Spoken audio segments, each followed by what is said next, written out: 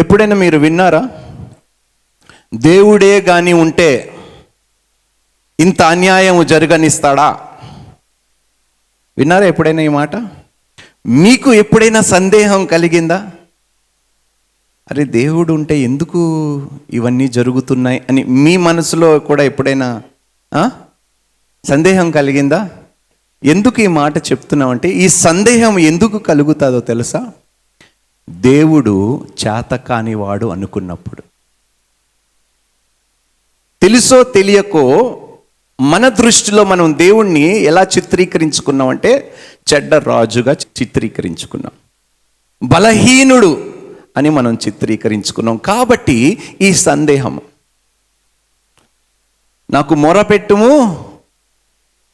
ఉత్తరం ఇచ్చాను. మనం ఎంతసేపు ఇదే ఆలోచిస్తున్నాము కానీ ఆయన సింహాసనము మీద ఆసీనుడై ఉన్నాడు. ఇంతగా పాడుకున్నాం కదా పాట. సింహాసనము మీద ఇంకా ఎవరు ఆసీనుడై ఉన్నాడు అంటే, ఆయన ఏలేవాడుగా ఉన్నాడు, ఈ లోకానికి రాజుగా ఉన్నాడు, ఆయన సృష్టికే దేవుడుగా ఉన్నాడు. ఇప్పుడు దాకా ఎవరు ఓటు వేసి ఆయనని తీయలేకపోయారు, తీయలేరు కూడా. కానీ ఆశ్చర్యం వేస్తుంది కొన్నిసార్లు లోకంలో జరుగుతున్న పరిణామములన్నిటినీ చూసి మనకి నమ్మటానికి కాస్త అభ్యంతరకరంగా ఉంటుంది. అంటే దేవుడు నిజంగా ఉంటే ఎందుకు ఇన్ని గొడవలు, ఎందుకు ఇన్ని ఇబ్బందులు, ఎందుకు ఇలా జరుగుతుంది?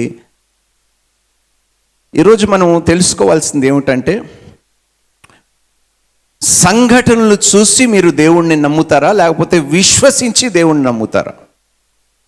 మరి మీ ముందు జరిగే సంఘటనలు చూసి, అయ్యో దేవా ఎక్కడున్నావు, ఏం చేస్తున్నావు, ఎందుకు సహాయం చేయటం లేదు అని అడుగుతారా?